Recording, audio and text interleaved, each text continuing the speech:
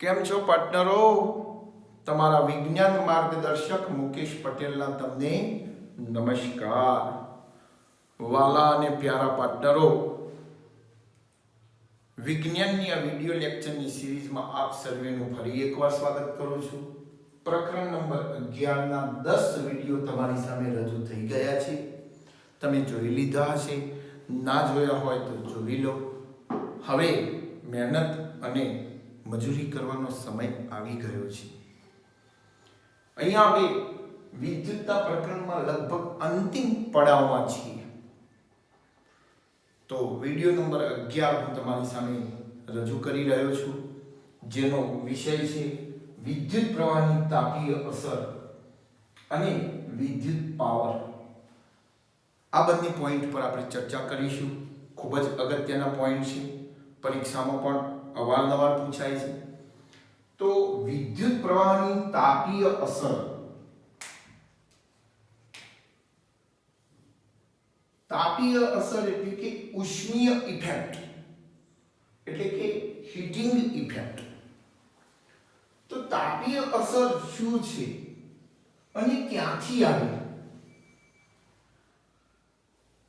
અને આ વિદ્યુત પ્રવાહની તાપીય અસરને જૂલનો તાપીય અસર નિયમ પણ કહેવામાં આવે છે.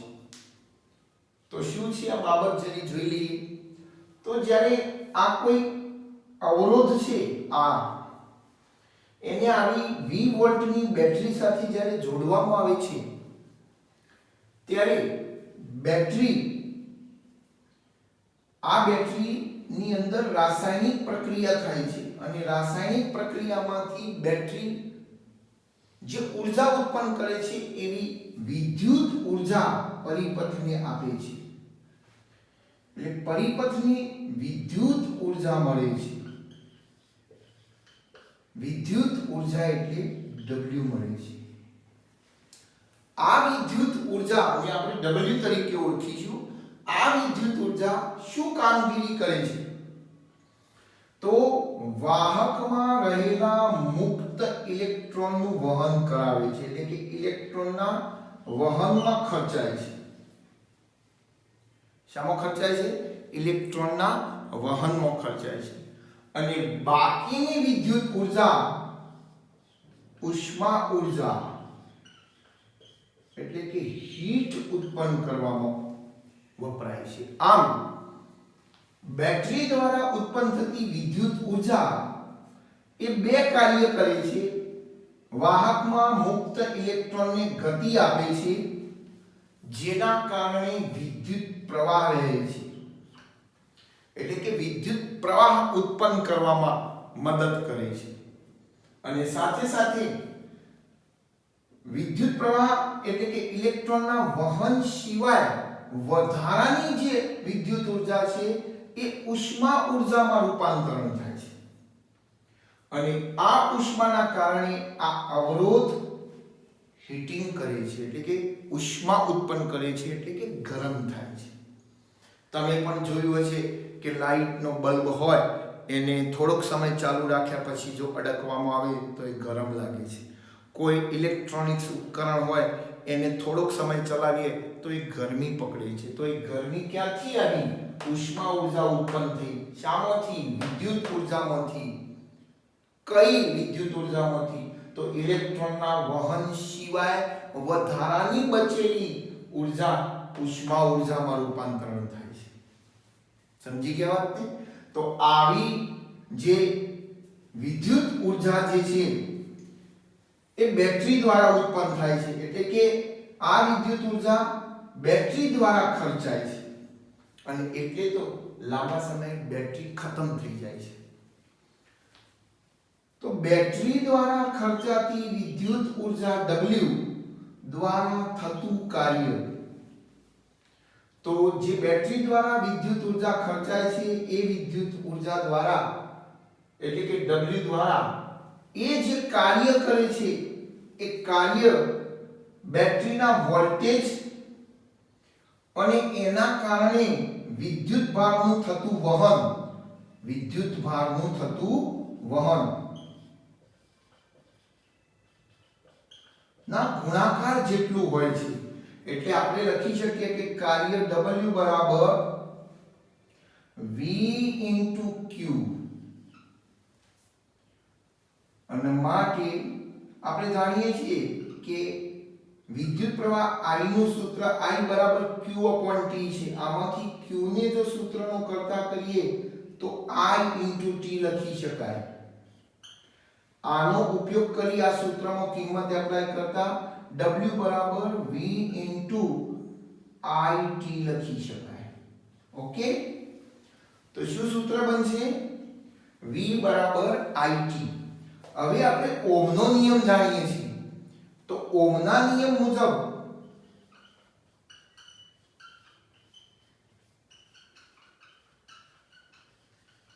V બરાબર IR. આ એક સૂત્ર જાણીએ છીએ. તો V ની બદલીમાં શું પુટ કરી શકાય? IR. ચલો અહીંયા લખું છું સાઈડમાં. તો W બરાબર V ની જગ્યાએ IR મૂકી દઈશ એટલે IR * IT. માટે W બરાબર II એટલે I² R * T. તો આપણને શું સૂત્ર મળે છે? વિદ્યુત ઊર્જા વડે થયેલું કાર્ય W બરાબર I² RT. આ I² RT એ બેટરી દ્વારા ખર્ચાયેલી વિદ્યુત ઊર્જા છે. શું છે? બેટરી દ્વારા ખર્ચાયેલી વિદ્યુત ઊર્જા. અને આ વિદ્યુત ઊર્જા પરિપથની અંદર અવરોધની અંદર ઉષ્મા મુક્ત કરે છે. અને ઉષ્મા મુક્ત કરે છે એટલે કે પરિપથમાં એ ફેલાઈ જાય છે અને ઉષ્મા ઊર્જા મુક્ત કરે છે. અને માટે આ વિદ્યુત ઊર્જાને આપણે હીટિંગ એનર્જી H તરીકે પણ ઓળખી શકીએ. અને માટે W ની બદલીમાં H મૂકતા H બરાબર I² RT લખી શકાય. તો આમ વિદ્યુત ઊર્જા અને ઉષ્મા ઊર્જાનું સૂત્ર I² RT થશે. અને આ વિદ્યુત ઊર્જા અને ઉષ્મા ઊર્જા બંનેનો SI એકમ જૂલ ગણવામાં આવે છે. એટલે કે વિદ્યુત ઊર્જાનો પણ SI એકમ જૂલ છે અને ઉષ્મા ઊર્જાનો પણ SI એકમ જૂલ છે. સમજી ગયા? તો આ જૂલ એકમ જે ઊર્જાનો છે એ ઊર્જા દ્વારા જે અસર ઉત્પન્ન થાય છે એ અસર જેને આપણે ઉષ્મા ઊર્જા કહીએ છીએ, આવી ઉષ્મા ઊર્જાના દ્વારા જે અસર ઉત્પન્ન થાય છે તે અસરને તાપીય અસર કહેવામાં આવે છે. અને આ તાપીય અસરને કારણે ઉપકરણ એટલે કે સાધન ગરમ થાય છે. ઘણી વખતે ઈરાદાપૂર્વક આવી તાપીય અસરો ઉત્પન્ન કરાવવામાં આવે છે. દાખલા તરીકે ઇસ્ત્રી, વોટર હીટર, ટોસ્ટર, આ બધાની અંદર ઈરાદાપૂર્વક ઊંચા મૂલ્યના અવરોધોનો ઉપયોગ કરી વિદ્યુત પ્રવાહને રોકી અને ઉષ્મા ઊર્જામાં રૂપાંતરણ કરાવવામાં આવે છે. અને એ જ ગરમીનો ઉપયોગ આપણે આપણા વ્યવહારુ કાર્ય માટે કરીએ છીએ. તો તાપીય અસરથી કાર્ય કરતા સાધનો કયા? તો વિદ્યુત હીટર, ટોસ્ટર, ઓવન, ઇસ્ત્રી, આ કેવા સાધનો છે? તાપીય અસર ઉપર કાર્ય કરતા સાધનો છે. સાથે સાથે આ ઉષ્મા ઊર્જાનો ઉપયોગ પ્રકાશ મેળવવા માટે પણ કરવામાં આવે છે. શું કરવા? પ્રકાશ મેળવવા. અને પ્રકાશ મેળવવા માટે બલ્બની અંદર પણ આ ઉષ્મા ઊર્જાનો ઉપયોગ થાય છે. એટલે તો બલ્બ ગરમ થાય છે અને ગરમીના કારણે એમાંથી પ્રકાશ પેદા થાય છે. સાથે સાથે આ ઉષ્મા ઊર્જાથી રક્ષણ મેળવવા માટે આપણે ફ્યુઝ ફ્યુઝની અંદર પણ આ તાપીય અસરના સિદ્ધાંત મુજબ કાર્ય થાય છે અને ફ્યુઝને કારણે ઉપકરણોનું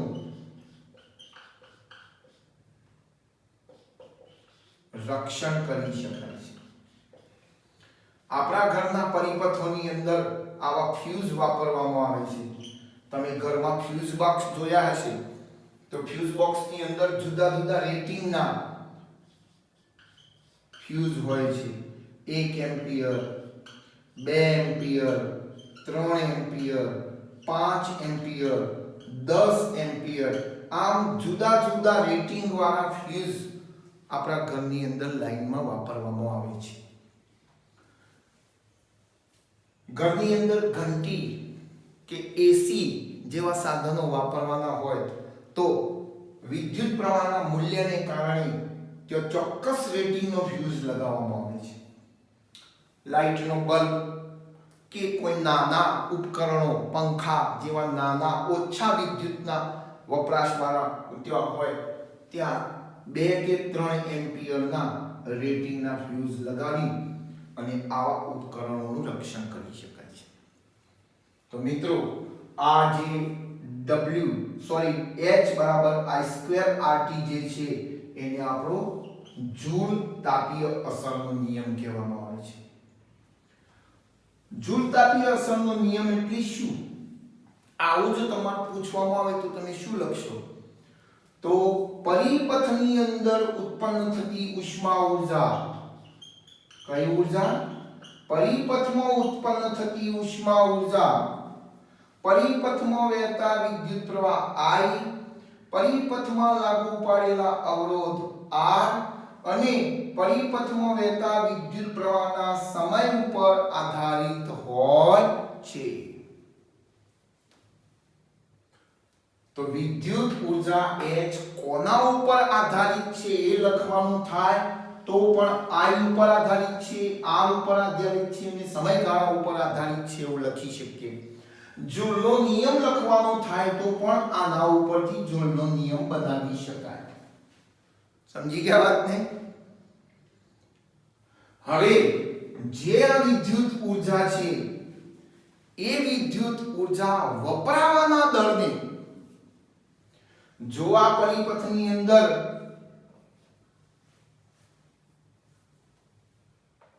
ઝડપથી વિદ્યુત ઉર્જાનું વહન થતું હોય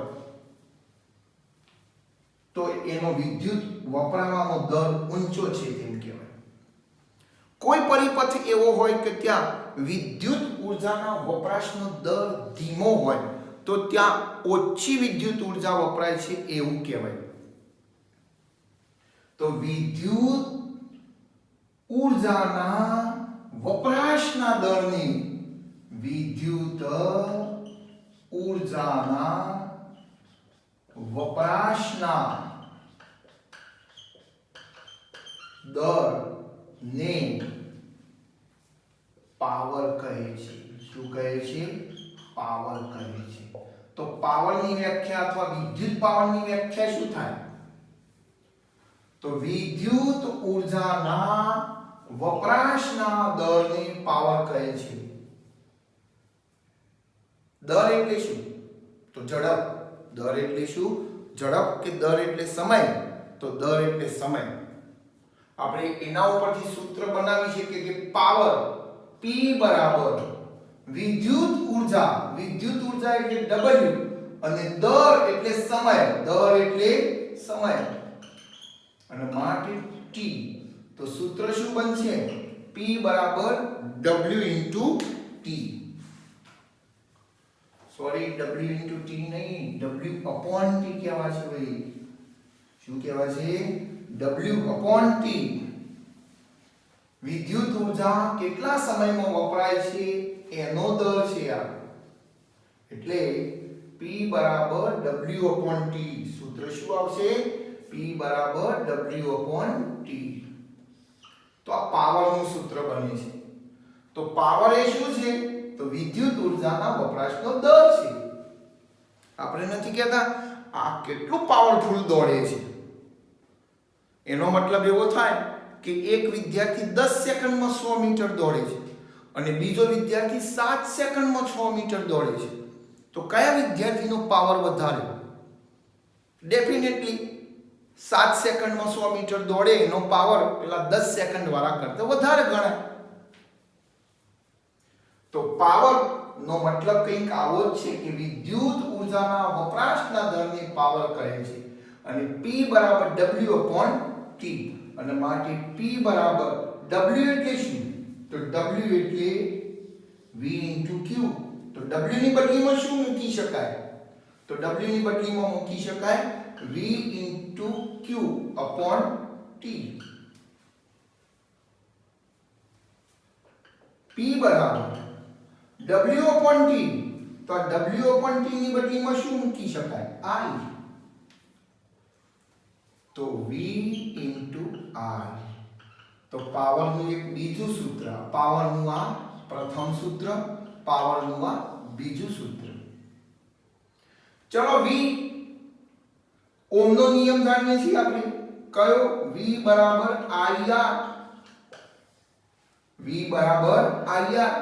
તો પાવર P બરાબર V ની બદલીમાં શું મૂકી શકાય? IR. તો IR * I. અને માટે P બરાબર શું થશે? I²R. I²R. આ પાવરનું ત્રીજું સૂત્ર. હવે આપણે આમાં I ને સૂત્રનો કરતા કરીએ તો શું થાય? તો I બરાબર V/R. તો I ની બદલીમાં શું મૂકી શકાય? V/R. તો માટે P બરાબર I ની બદલીમાં શું મૂકીશું? V/R. અહીંયા R નો સ્ક્વેર છે તો અહીંયા V નો R બંનેનો સ્ક્વેર થશે, તો શું થશે? V²/R² * R. અહીંયા R અને આ સ્ક્વેર ઉડી જશે, તો શું વધશે? P બરાબર V²/R. પાવરનું આ ચોથું સૂત્ર. તો આ ચાર સૂત્રો વિવિધ રાશિઓનો ઉપયોગ કરી અને પાવરને ડિફાઇન કરે છે, એટલે કે પાવર શોધી આપે છે. તો આ ચાર સૂત્રો પૈકી તમે કોઈ પણ સૂત્રનો ઉપયોગ કરી અને પાવર ગણી શકો છો, પરંતુ તમને કઈ રાશિ આપેલી છે એના ઉપરથી તમારે સૂત્રની પસંદગી કરવાની થાય. હવે આ પાવર જે છે, પાવર એ વિદ્યુત પાવરનો SI એકમ વોટ છે. શું છે? વોટ. વોટ માટે આપણે W વાપરીશું. તો વોટ, વોલ્ટ, વોલ્ટ એટલે V, આ વિદ્યુત સ્થિતિમાનનો એકમ છે. અને આ વોટ એટલે W. ભાઈ અહીંયા W છે, કોના માટેનો? વિદ્યુત ઊર્જા માટે પણ W વપરાય છે, અને અહીંયા W વપરાય છે. કોના માટે છે? વોટ માટે. અને વોટ એ કોનો એકમ છે? પાવરનો. પાવરનો વોટ સિવાય horse power HP, horse power પણ પાવરનો જ એકમ છે. વોટ કરતો આ પાવરનો એકમ થોડોક મોટો છે. એના કરતા મોટો એક એકમ છે યુનિટ. કયો? યુનિટ. તો પાવરનો આ સૌથી મોટો એકમ છે યુનિટ. તો યુનિટ શું છે? પાવરનો જ એકમ છે, પણ વોટ કરતો મોટો છે.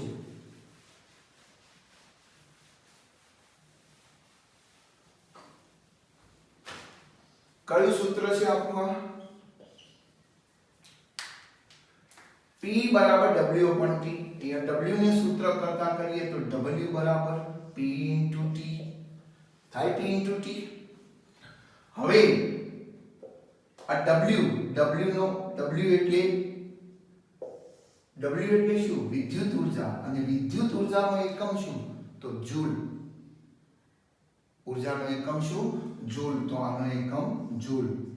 આ શું છે? પાવર. તો પાવરનો એકમ કયો છે? વોટ. Into T. T સમયનો એકમ કયો છે? તો સેકન્ડ. તો જૂલ, વોટ ઇન્ટુ સેકન્ડ. હવે શું કરીએ? વોટને 1000 વડે ગુણી દઉં એટલે 1000 વોટ ગુણ્યા સેકન્ડને 3600 વડે ગુણી દઉં તો જૂલને પણ કેટલા વડે ગુણી દેવા પડે? જો ડાબી બાજુએ 1000 અને 3600 વડે ગુણીએ તો અહીંયા એને 1000 અને 3600 વડે ગુણી દેવા પડે. થાય આવું? તો 1000 ગુણ્યા 36 એટલે 36 ના પાછળ 1 2 3 4 અને 5 મીંડા મુકાય એટલા જૂલ બરાબર. હવે 1000 વોટ બરાબર 1 કિલોવોટ. કેટલા? 1 કિલોવોટ. અને 3600 સેકન્ડ બરાબર 1 કલાક. 1 કિલોવોટ અને આના બરાબર 1 અવર. અહીંયા દશાંશ ચિહ્ન અહીંયા છે. આ દશાંશ ચિહ્નને હું અહીંયા લાવું તો 1 2 3 4 5 અને 6 ડગલા કૂદું એટલે 3.6 ગુણ્યા 10 ની 6 ઘાત જૂલ બરાબર 1 કિલોવોટ ઇન્ટુ 1 અવર એટલે આને લખી શકાય 1 કિલોવોટ અવર. તો 1 કિલોવોટ અવર બરાબર કેટલા જૂલ? 3 ની 6 ઘાત 3.6 ગુણ્યા 10 ની 6 ઘાત જૂલ બરાબર 1 કિલોવોટ અવર. અને આ 1 કિલોવોટ અવર એટલે 1 યુનિટ. તો 1 યુનિટ એટલે કેટલા? 3.6 ગુણ્યા 10 ની 6 ઘાત જૂલ. આપણા ઘર જે લાઇટ બિલ આવે છે એ યુનિટમાં આવે છે. યુનિટ એટલે કે શામાં? કિલોવોટ અવરના એકમમાં આવે છે. આપણા ઘેર કેટલા જૂલ ઊર્જા વપરાય? 3.6 ગુણ્યા 10 ની 6 ઘાત જૂલ ઊર્જા વપરાય તો ઘરમાં કેટલી ઊર્જા ખર્ચાઈ છે તેમ કહેવાય? તો 1 યુનિટ ઊર્જા ખર્ચાઈ છે તેમ કહેવાય, જેના 4 થી 5 રૂપિયા ભાવ છે. આપણા ઘેર 100 યુનિટ ઊર્જા ખર્ચાય તો કેટલું લાઇટ બિલ આવે? જો 4 રૂપિયા ભાવ હોય તો 400, 6 રૂપિયા ભાવ હોય તો 600, 10 રૂપિયા ભાવ હોય તો 1000. સમજાઈ ગયા? ખૂબ જ ઉપયોગી પ્રકરણને અહીંયા મિત્રો વિરામ આપીએ છીએ. સ્વાધ્યાયના ઇન્ટેક્સ ક્વેશ્ચનો એ સિવાયના નાના મોટા જરૂરી ક્વેશ્ચનો તમે તૈયાર કરી લેજો. પ્રકરણ માટે સર્વેને ખૂબ શુભેચ્છાઓ. વિડીયો ના જોયો હોય તો ફરીથી જોઈ લેજો. વિડીયોને થોડો સ્પીડમાં ચલાવીને જોજો, જેથી કરી તમારો ટાઈમ બચી જશે. Thank you very much.